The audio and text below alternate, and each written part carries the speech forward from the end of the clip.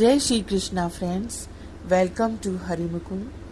आइए आज श्रीमद् भागवत पुराण के तीसरे स्कंद को शुरू करते हैं।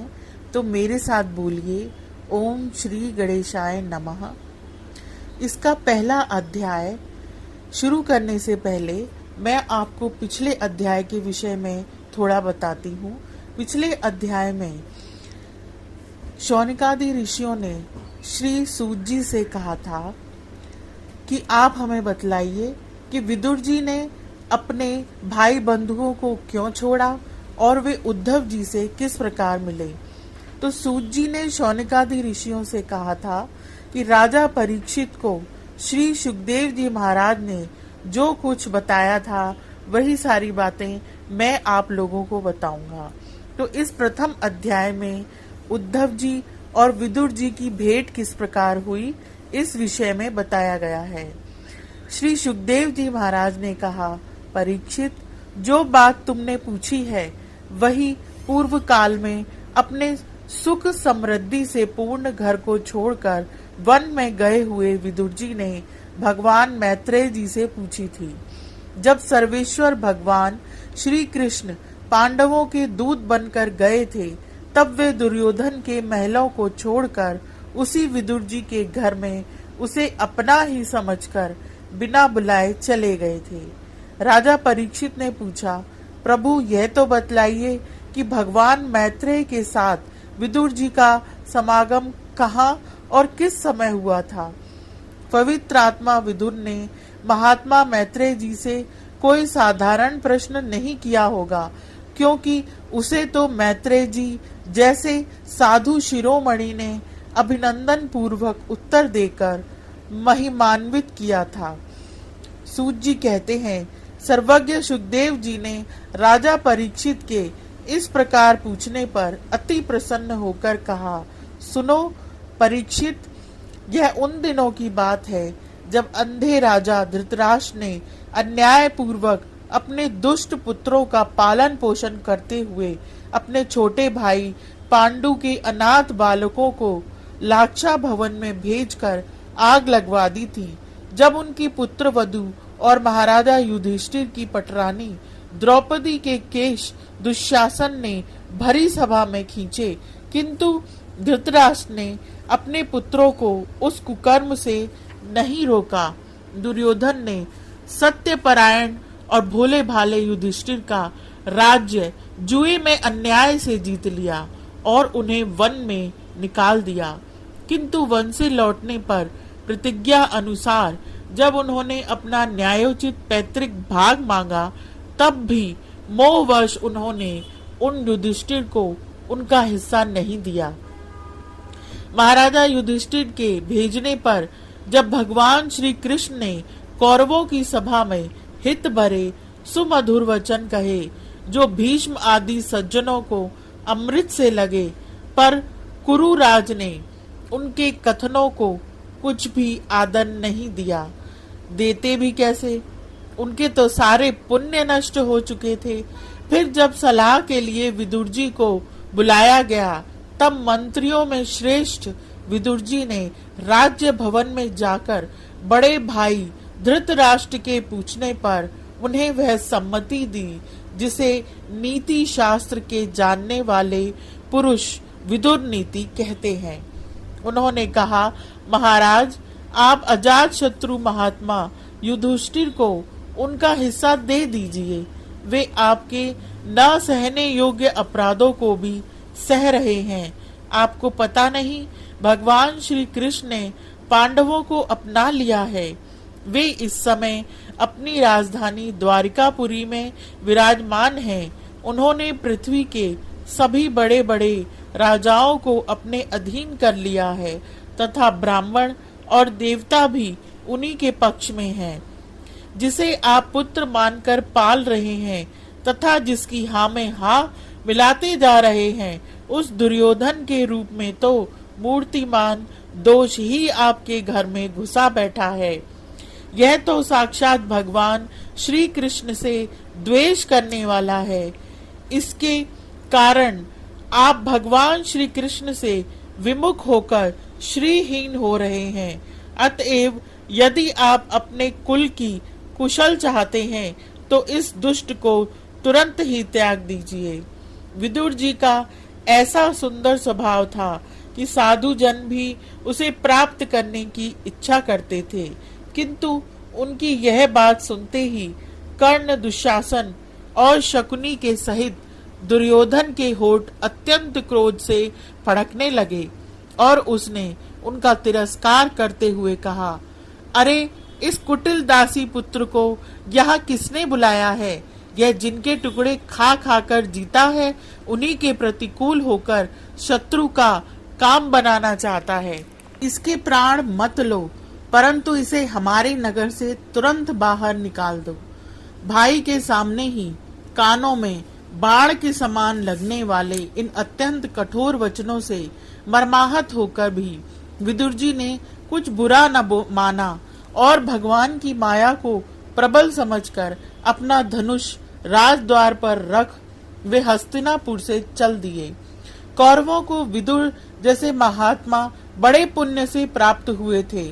वे हस्तिनापुर से चलकर पुण्य करने की इच्छा से भूमंडल में तीर्थपाद भगवान के क्षेत्रों में विचरण करने लगे, जहाँ श्री हरि, ब्रह्मा, रुद्र, अनंत आदि अनेकों मूर्तियों के रूप में विराजमान हैं।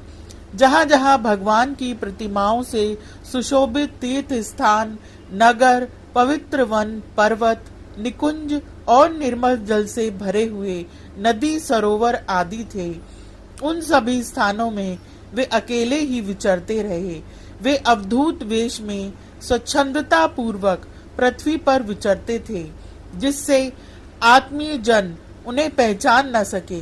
वे शरीर को सजाते न थे, पवित्र और साधारण भोजन करते, शुद्ध वृत्ति से जीवन निर्वाह करते, प्रत्येक तीर्थ में स्नान करते, जमीन पर सोते और भगवान को प्रसन्न करने वाले व्रतों का पालन करते रहते थे। इस प्रकार भारतवर्ष में ही विचरते विचरते जब तक वे प्रभास क्षेत्र में पहुंचे, तब तक भगवान श्री कृष्ण की सहायता से महाराज युधिष्ठिर पृथ्वी का अकेले अखंड राज्य करने लगे थे। वहां उन्होंने अपने कौरव बंधुओं के विनाश का समाचार सुना, जो आपस की कलह के कारण परस्पर लड़ भिड़कर उसी प्रकार नष्ट हो गए थे, जैसे अपनी ही रगड़ से उत्पन्न हुई आग से बांसों का सारा जंगल जलकर खाक हो जाता है। यह सुनकर वे शोक करते हुए चुपचाप सरस्वती के तीर पर आए। वहां उन्होंने प्रसिद्ध 11 तीर्थों का सेवन किया। इनके सिवा पृथ्वी में ब्राह्मण और देवताओं के स्थापित किए हुए जो भगवान विष्णु के और भी अनेकों मंदिर थे, जिनके शिखरों पर भगवान के प्रधान आयु चक्र के चिन्ह थे और जिनके दर्शन मात्र से श्री कृष्ण का स्मरण हो आता था, उनका भी सेवन किया। वहां से चलकर वे धन धान्य पूर्ण सौराष्ट्र, सौवीर, मत्स्य और कुरु जांगल आदि देशों में होते हुए जब कुछ दिनों में यमुना तट पर पहुंचे, तब वहां उन्होंने परम भागवत उद्धव जी का दर्शन किया। वे भगवान श्री कृष्ण के प्रख्यात सेवक और अत्यंत शांत स्वभाव थे। वे पहले बृहस्पति जी के शिष्य रह चुके थे। विदुर जी ने उन्हें देखकर प्रेम से आलिंगन किया और उनसे अपने आराध्य भगवान श्री कृष्ण और उनके आश्रित अपने स्वजनों का कुशल समाचार पूछा। विदुर जी कहने लगे, उद्धव जी, पुराण पुरुष बलराम जी और श्री कृष्ण ने अपने ही नाभि कमल से उत्पन्न हुए ब्रह्मा जी की प्रार्थना से इस जगत में अवतार लिया है। वे पृथ्वी का भार उतारकर सबको आनंद देते हुए अब श्री वासुदेव जी के घर कुशल से रह रहे हैं ना? प्रियवर, हम कुरुवंशियों के परम और पूज्य वासुदेव जी, जो पिता के समान उदारता पूर्वक अपनी कुंती आदि बहनों के उनके स्वामियों का संतोष कराते हुए उनकी सभी मनचाही वस्तुएं देते आए हैं, आनंद पूर्वक तो है ना? महाराज युधिष्ठिर अपनी अर्जुन और श्री कृष्ण रूप दोनों भुजाओं की सहायता से धर्म मर्यादा का न्याय पूर्वक पालन करते हैं ना। मैं दानव की बनाई हुई सभा में इनके राज्य वैभव और दबदबे को देखकर दुर्योधन को बड़ा डाह हुआ था। अपराधियों के प्रति अत्यंत असहिष्णु भीमसेन ने सर्प के समान दीर्घकालीन क्रोध को छोड़ दिया है क्या? जब वे गदा युद्ध में तरह तरह के पैतरे बदलते थे, तब उनके पैरों की धमक से धरती डोलने लगती थी। जिनके बाणों के जाल से छिपकर किरात वेशधारी अतएव किसी की पहचान में न आने वाले भगवान शंकर प्रसन्न हो गए थे। वे रथी और युद्धपतियों का सुयश बढ़ाने वाले गांडीवधारी अर्जुन तो प्रसन्न है ना। अब तो उनके सभी शत्रु शांत हो चुके होंगे। पलक जिस प्रकार नेत्रों की रक्षा करते हैं, उसी प्रकार कुंती के पुत्र युधिष्ठिर आदि जिनकी सर्वदा संभाल रखते हैं और कुंती ने ही जिनका लालन पालन किया है, वे माद्री के यमज पुत्र नकुल सहदेव कुशल से तो है ना। उन्होंने युद्ध में शत्रु से अपना राज्य उसी प्रकार छीन लिया जैसे गरुड़ इंद्र के मुख से अमृत निकाल लाए। बेचारी कुंती तो राजऋषि श्रेष्ठ पांडु के वियोग में मृत प्रायसी होकर भी इन बालकों के लिए ही प्राण धारण किए हुए है। रथियों में श्रेष्ठ महाराज पांडु ऐसे अनुपम वीर थे कि उन्होंने केवल एक धनुष लेकर ही अकेले चारों दिशाओं को जीत लिया था। सौम्य स्वभाव उद्धव जी, मुझे तो अधा पतन की और जाने वाले उन धृतराष्ट्र के लिए बार बार शोक होता है, जिन्होंने पांडवों के रूप में अपने परलोकवासी भाई पांडु से ही द्रोह किया तथा अपने पुत्रों की हाँ में हाँ मिलाकर अपने हित चिंतक मुझको भी नगर से निकलवा दिया। किंतु भाई, मुझे इसका कुछ भी खेद अथवा आश्चर्य नहीं है। भगवान श्री कृष्ण ही मनुष्यों की सी लीलाएं करके लोगों की मनोवृत्तियों को भ्रमित कर देते हैं। मैं तो उन्हीं की कृपा से उनकी महिमा को देखता हुआ दूसरों की दृष्टि से दूर रहकर सानंद विचर कर रहा हूँ। यद्यपि कौरवों ने उनके बहुत से अपराध किए, फिर भी भगवान ने उनकी इसलिए उपेक्षा कर दी थी कि वे उनके साथ उन दुष्ट राजाओं को भी मारकर अपने शरणागतों का दुख दूर करना चाहते थे, जो धन विद्या और जाति के मद से अंधे होकर कुमार्गगामी हो रहे थे और बार बार अपनी सेनाओं से पृथ्वी को कपा रहे थे। उद्धव जी, भगवान श्री कृष्ण जन्म और कर्म से रहित हैं, फिर भी दुष्टों का नाश करने के लिए और लोगों को अपनी ओर आकर्षित करने के लिए उनके दिव्य जन्म कर्म हुआ करते हैं। नहीं तो भगवान की तो बात ही क्या। दूसरे जो लोग गुणों से पार हो गए हैं, उनमें भी ऐसा कौन है जो इस कर्माधीन देह के बंधन में पड़ना चाहेगा।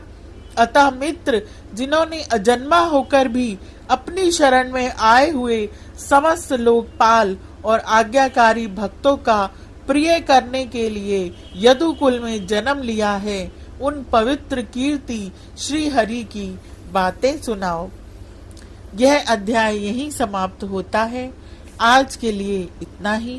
Please like, share and subscribe my channel. Thank you.